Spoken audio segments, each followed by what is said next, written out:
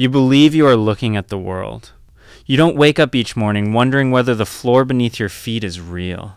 You stand, you walk, you make coffee, you answer messages, and another day begins.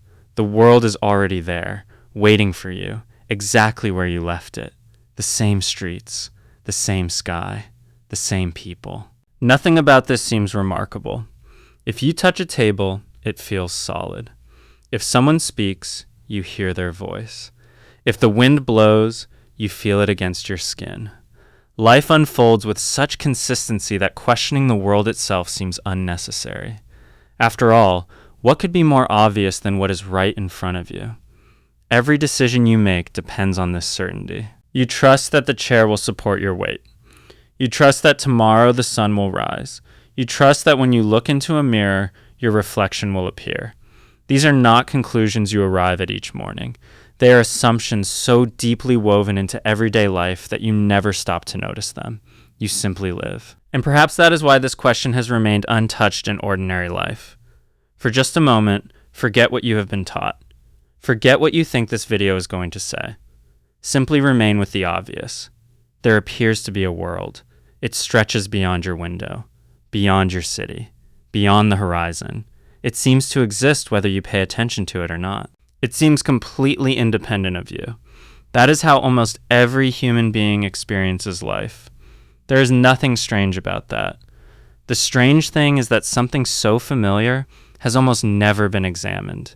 You have never doubted that the world is there. Now consider something different. How do you know it? The question sounds almost too simple. You see a tree and instantly know it is a tree.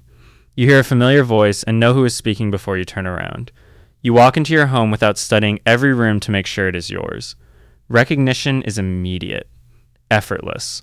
The world seems to introduce itself before you have time to think. But pause for a moment. Think about meeting someone after many years. At first, there is only a face. Then, almost instantly, a name appears. A lifetime of memories follow. Nothing about the face changed during those few seconds. Only your recognition did. The same thing happens countless times every day. A few marks on paper become words. Words become meaning. A melody becomes the song you loved as a child. The smell of rain brings back a forgotten afternoon. A single photograph carries an entire chapter of your life. The world never arrives empty. The mind is always meeting it with memory. Consider a language you have never learned. Listen to a conversation in that language. You hear sounds. Someone beside you hears a joke and begins laughing. You heard exactly the same sounds. One of you experienced meaning. The other experienced only sound. An architect notices structures most people never see. A musician hears patterns hidden inside ordinary noise. A child notices details an adult has long forgotten. What made the difference? Every moment of seeing is joined by memory. Every act of recognition draws upon what has already been learned. We rarely notice this meeting. We simply say, I know what I'm looking at. We rarely question what we know. We simply trust it. But have you ever stopped to ask how certain that knowledge really is? Look at the object nearest to you. Don't name it. Don't describe it. Simply look. Now ask yourself a question. Are you seeing the object, or are you seeing your experience of the object? Stay with the question. There is no need to answer immediately. Your first reaction may be to say, they are the same. Perhaps they are. But how would you know? Try to compare the two. Can you separate them? Can you step outside your own seeing and look at the object without seeing it? Can you experience the world without experience? Every attempt leads back to the same place. Looking, hearing, touching, thinking. You never arrive anywhere except here. Take another example. Someone places a red apple on a table. You see its color, its shape, its texture. You reach out and feel its smooth skin. You are completely certain an apple is there. Then ask a simple question. Is there any way to step outside your own experience and see the apple directly? There is nowhere to stand. Every observation is another observation. Every conclusion is another thought. The investigation keeps returning to the same fact. Everything you know about the world is known as experience. We assume our experience matches reality. Perhaps it does. Perhaps it doesn't. The point is that we have never stepped outside experience to find out. Think about the last dream you can remember. While you were dreaming, did it feel like a dream? Perhaps you were talking to someone, walking through a familiar place, running from danger, celebrating good news. Whatever happened, it probably felt completely real until you woke up. Only then did you recognize it as a dream. The experience itself did not announce that it was false. The realization came afterward. The same thing happens in smaller ways throughout everyday life. You glance at a jacket hanging in a dark room and, for a moment, think someone is standing there. A few steps closer, and the person disappears. Nothing in the room changed. Only your understanding did. Or think about a hot day on an empty road. In the distance, it looks as though water is shimmering across the asphalt. You already know it is an illusion, yet your eyes continue to see it. Knowledge does not immediately replace perception. Memory offers its own surprises. Have you ever been completely certain that someone said something, only to discover later that they never did? Or remembered an event with absolute confidence, until an old photograph showed it differently? The certainty was real. The memory was not. Even simple perception leaves things out. As you read these words, your eyes are moving constantly. Tiny, rapid movements. Your brain quietly fills the gaps. The world appears continuous, effortless, complete, certain. You never notice the work taking place behind the scenes. The feeling of certainty is not the same as certainty itself. This is worth remembering. Perhaps certainty is not the solid foundation we imagined.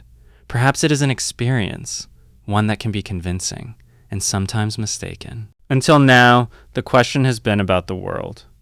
What is it? How do we know it? Can we ever be certain of it? Now another question quietly appears. Who is it that claims to know the world? The obvious answer is me, this person, this body. Very well. Look at the body for a moment. You can feel the weight of your hands, the pressure of your feet against the floor, the movement of your breathing, the beating of your heart. Each of these is present. Each of these is known. Now notice your thoughts. One thought says, this makes sense. Another says, I'm not convinced. Both are known. An emotion appears. Interest, doubt, curiosity, perhaps even impatience. Each one is noticed.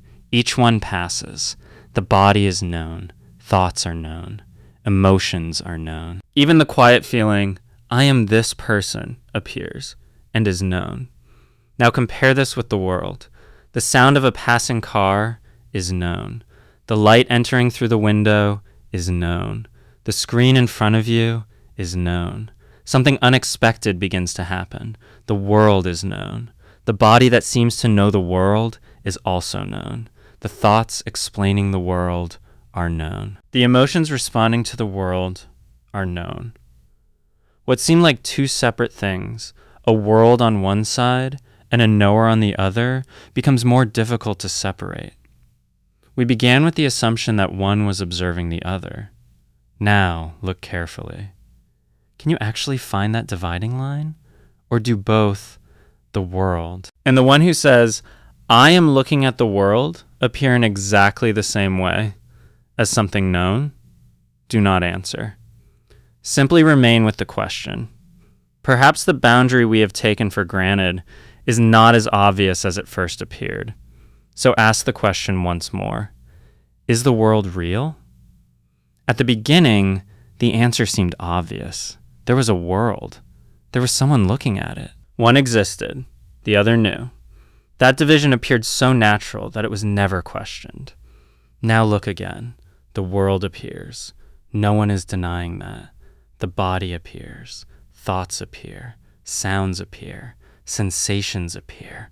All of them are present. All of them are known.